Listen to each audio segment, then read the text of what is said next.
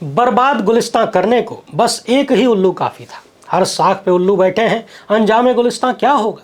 ये लाइनें आपने जरूर सुना होगा, मगर भारत की स्थिति इस वक्त इससे भी ज्यादा गंभीर होती जा रही है। और ऐसा इसलिए कहा जा रहा है क्योंकि जिनकी जिम्मेदारी है इस संविधान को जमीन तक पहुंचाने की, जिनकी जिम्मेदारी है देश में वैज्ञानिक दृष्टिकोण को बढ़ावा देने की, जिनकी जिम्मेदारी है सबकी गलतियों को सुधारने की, गलत करने वालों को सजा देने की, उन्हीं से कुछ ऐसी चीजें निकल रही हैं जो समाज में जहर बो रही हैं। और जब किसी मुल्क में समाज टूटता है तो फिर कुछ भी बचता नहीं है। उत्तर भारत में बाबरी मस्जिद से लेकर संभल तक के जो भी कांड हुए हैं, उन्होंने किस तरीके से भारत के समाज को तोड़ा है, उनमें जहर बोया है और सामाजिक आर्थिक विकास को बाधा पहुंचाया है, ये किसी से छुपा हुआ नहीं है। परंतु ऐसा लगता है कि जिन लोगों के बारे में ये कहा समझा जाता है कि वो संविधान और लोकतंत्र को सबसे बेहतर गहराई से जानते होंगे, क्योंकि उन्हीं का काम है संविधान की व्याख्या करना, उसे लागू करवाना, यदि वही लोग आए दिन ऐसे एक्शन लें, ऐसे आदेश दें जिनसे देश दशकों नहीं बल्कि सदियों पीछे जा रहा हो, तो सोचिए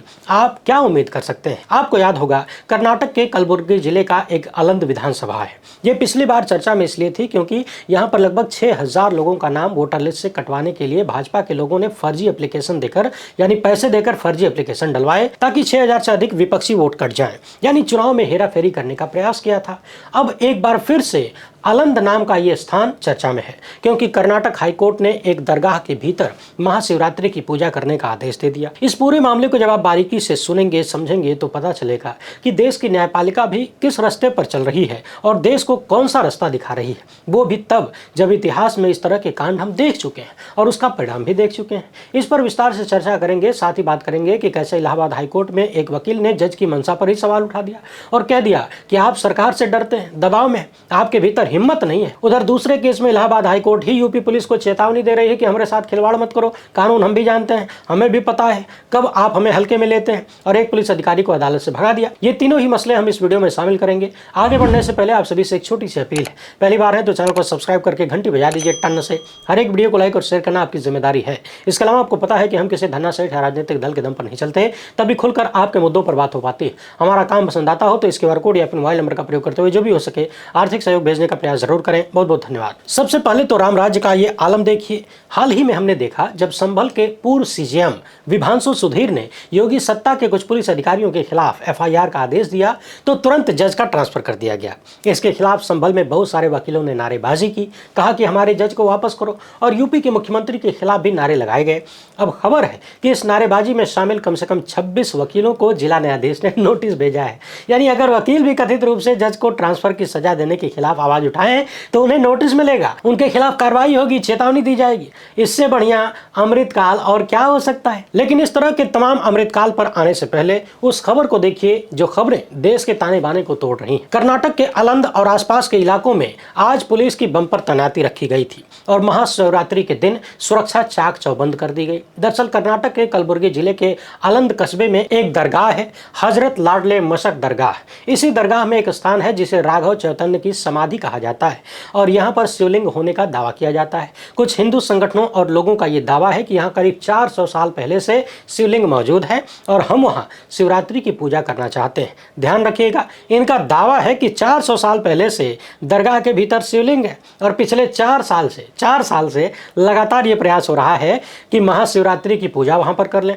यानी हर साल महाशिवरात्रि से पहले कुछ लोग अदालत पहुँच जाते हैं परमिशन मांगने, मगर इस बार परमिशन मिल गई।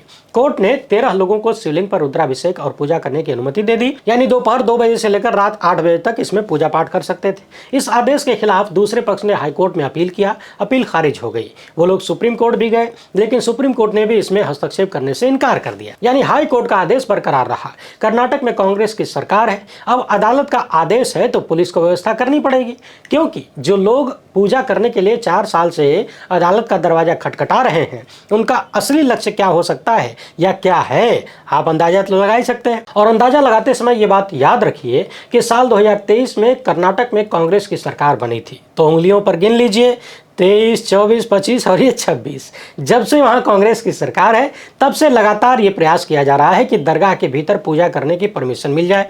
इतिहास बताता है कि ऐसे लोगों का पूजा से कितना संबंध है और असली पूजा किस चीज़ की करनी है, निशाना क्या है। बात तमिलनाडु की हो, केरल की हो, पश्चिम बंगाल की हो या फिर कर्नाटक की, हर वो राज्य जहाँ भाजपा की सरकार नहीं है वहाँ इस तरह के किसी न किसी मुद्दे को छेड़कर सांप्रदायिक माहौल बनाने की कोशिश होती है।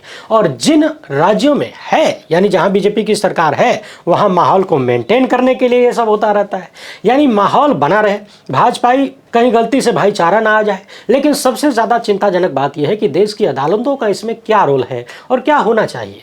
कर्नाटक वाले मामले में संवेदनशीलता को देखते हुए जिला प्रशासन ने बीएनएस की धारा 163 को पूरे शहर में लागू कर दिया, सार्वजनिक सभाओं पर रोक लगा दिया, अतिरिक्त पुलिस बल तैनात किया गया, लोगों से शांति और सांप्रदायिक सद्भाव बनाए रखने की अपील की गई। मगर जरा सोचिए, ये सारी व्यवस्था किस लिए?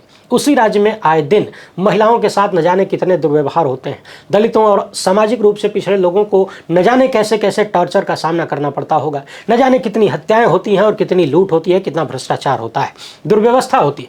मगर पूरे प्रशासन को झोंक दिया गया एक ऐसे काम के लिए जिससे देश को नुकसान के अलावा फायदा तो बिल्कुल नहीं होना है। सवाल है कि क्या अदालत में बैठे मिलाड लोग ये बात नहीं समझ पाते कि ऐसे मुद्दों को छेड़कर अंतिम निशाना क्या है? कौन लोग हैं जो मस्जिद और दरगाह के भीतर ही हिंदुओं का भगवान देख पाते हैं? ये किस संगठन के लोग हैं, किस राजनीतिक दल से संबंधित लोग हैं? और क्या देश के जजों को ये मालूम नहीं है कि 1950 के दशक में फैजाबाद जिले में क्या हुआ था, डीएम की मिलीभगत से क्या किया गया था, आधी रात को किस तरीके से मूर्तियां प्लांट की गई थी? सोचने वाली बात यह है कि अगर वहाँ वर्षों से कुछ है, हालांकि ये सिर्फ दावा बताया जाता है, मगर फिर भी मान लेते हैं कि वहाँ है, तो उससे देश का क्या भला हो जाएगा? कहा जाता है कि ईश्वर कण कण में है। देश में लाखों की संख्या में मंदिर हैं, मूर्तियां हैं, शिवलिंग है, मगर राजनीतिक षड्यंत्रकारियों को आस्था सिर्फ वही नजर आती है जहाँ हिंदू मुसलमान का माहौल बन सके, ताकि विवाद हो और राजनीतिक लाभ मिले। दुनिया भर के देश एक से बढ़कर एक आविष्कार कर रहे हैं, दुनिया AI पर निर्भर होती जा रही है और आज तक हमारे पास इस संबंध में लगभग कुछ भी नहीं है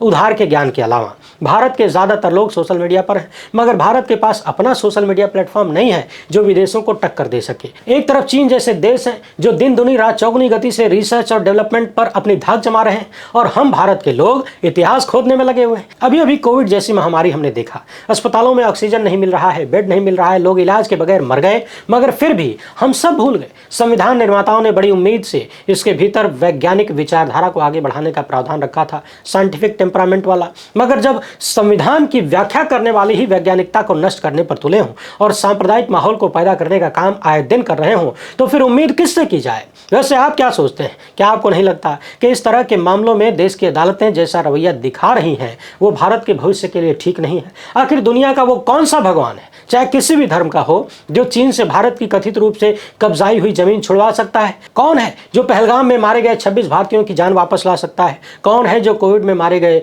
लाखों भारतीयों को जिंदा कर सकता है? बहरहाल इलाहाबाद हाईकोर्ट की एक खबर देखिए। जस्टिस संतोष राय ने एक वकील के खिलाफ अवमानना की कार्रवाई शुरू करने के लिए चीफ जस्टिस को कहा है। दरअसल हुआ यह है कि सुनवाई के दौरान वकील आशुतोष कुमार मिश्रा ने तर्क दिया कि उनके मुवक्किल को मामले में झूठा फंसाया गया है और जांच अधिकारी ने अभी तक घायल पीड़ित का बयान भी दर्ज नहीं किया।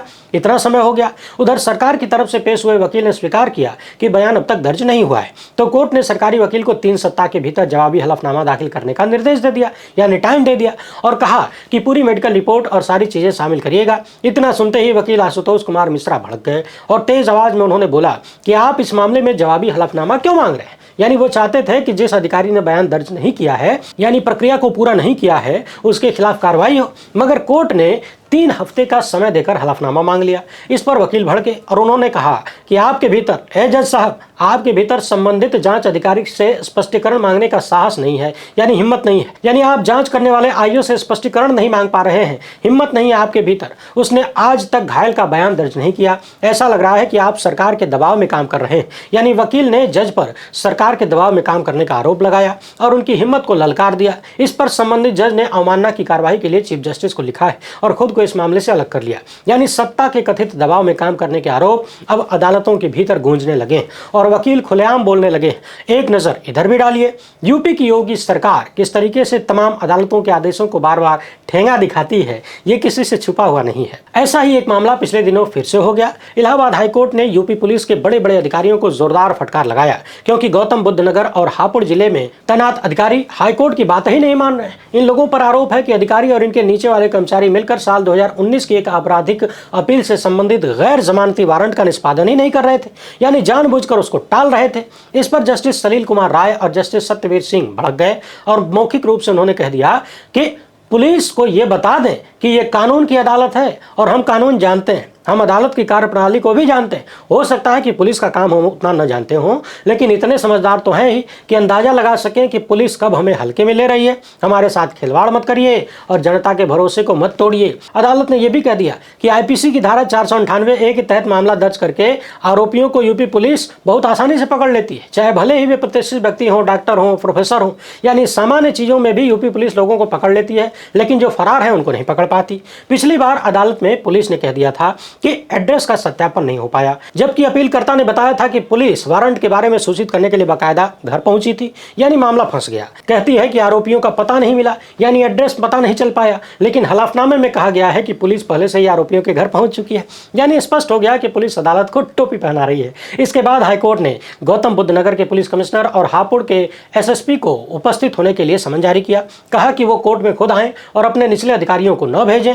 गैर जिम्मेदाराना रवैया बर्दाश्त नहीं किया जाएगा। अदालत ने पूछा कि हमें यह नहीं समझ में आ रहा है कि हम किस पुलिस व्यवस्था में रहते हैं। महीनों महीनों तक एनबीडब्ल्यू को टाला जा रहा है और जवाब में ऐसी ऐसी बातें की जाती हैं। वहीं किसी जूनियर अधिकारी को अदालत ने कमरे से बाहर भी जाने के लिए कह दिया। कहा कि हम सीनियर को सुनेंगे, इनसे बात नहीं करनी है, ऊपर वालों को बुलाइए। अब आप सोचिए कि अदालत एक ही है और वहां से कैसी कैसी चीजें निकल रही हैं और ये कैसी कैसी व्यवस्था चल रही है कि अदालतों की बातें पुलिस अधिकारी मान ही नहीं रहते, उल्टे जाके उल्टी पुल्टी कहानी सुनाते हैं और अपने ही कहानी में फंस जाते हैं। बाकी यूपी पुलिस की कहानी कितनी जोरदार होती है ये बताने की जरूरत तो है नहीं। हाल ही में हमने एक व्यक्ति को देखा था, पीड़ित ने बताया, मजिस्ट्रेट के सामने बताया कि किस तरीके से पुलिस वालों ने पहले उसे जमीन पर लेटाया, फिर पैरों में गोली मारी, यानी हाफ एनकाउंटर किया। हाफ एनकाउंटर को लेकर इलाहाबाद हाईकोर्ट ने जब योगी सत्ता की पुलिस को फटकार लगाया था तो यूपी के मुख्यमंत्री किसी कार्यक्रम में बोलने लगे कि पुलिस वाले गोली मारे नहीं तो क्या गोली खाएं? पुलिस वालों को गोली चलाने की ट्रेनिंग मिली है, उनके पास हथियार है, यानी ट्रेनिंग मिली है और हथियार है तो किसी को भी ठोक दें। यही असली राम राज्य है। वैसे अदालतों से निकलने वाले सांप्रदायिक मामलों में आप क्या राय रखते हैं? अपनी बात कमेंट बॉक्स में जरूर लिखिएगा। वीडियो पसंद आए हो तो ज़्यादा से ज़्यादा लोगों तक पहुँचाएं। पहली बार है तो चैनल को सब्सक्राइब कर लीजिए। हमसे जुड़ने के लिए बहुत बहुत धन्यवाद। जय हिंद।